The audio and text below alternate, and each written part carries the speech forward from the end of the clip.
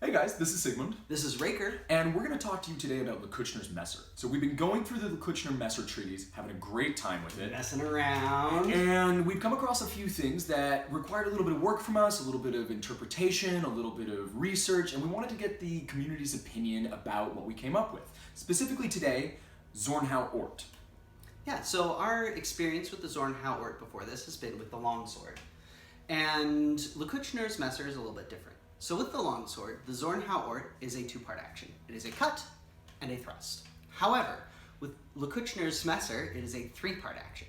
It is a cut, a wind and thrust, and then a second wind and thrust. So our question is, why does Leckuchner include the second wind and thrust as part of the Zornhau Ort?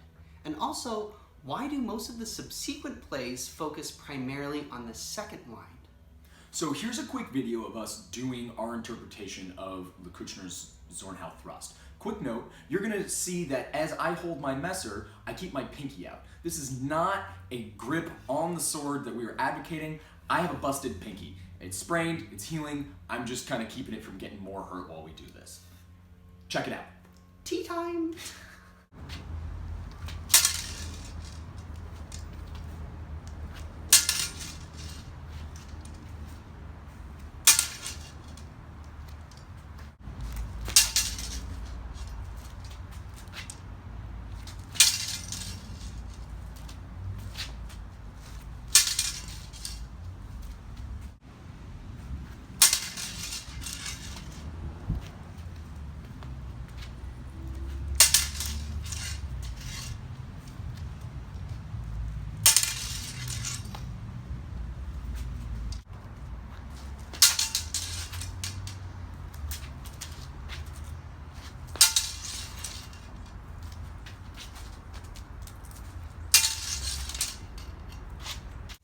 So we see the three actions. Zorn into the Oberhäue to break it, then that first wind.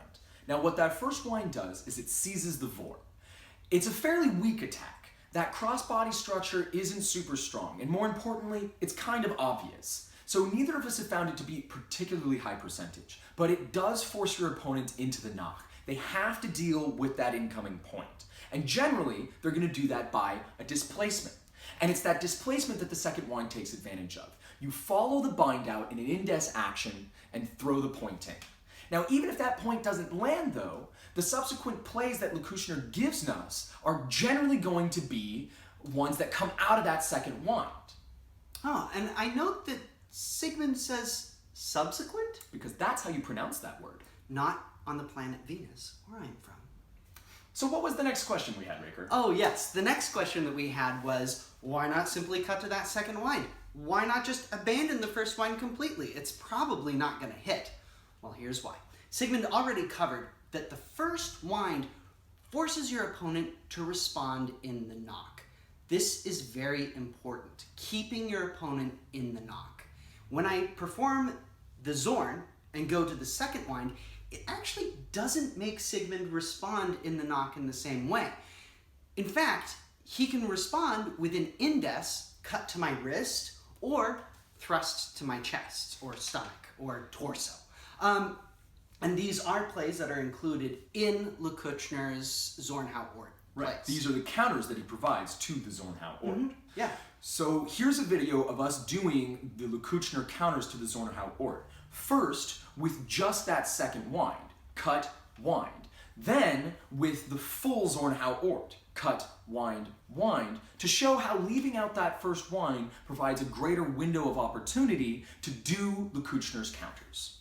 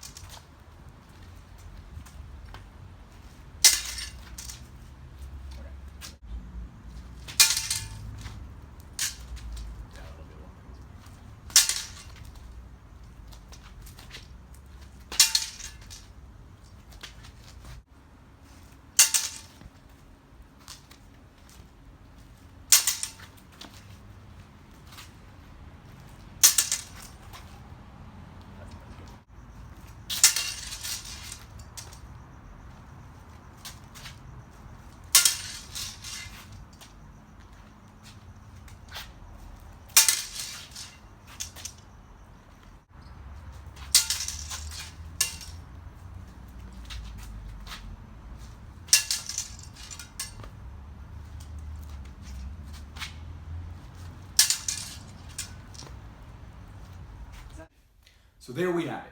3 actions. Cut, wind and thrust, wind and thrust. You need all 3. The Zornhau breaks the incoming Oberhäue. That first wind probably isn't going to land, but it sets you up for that second wind.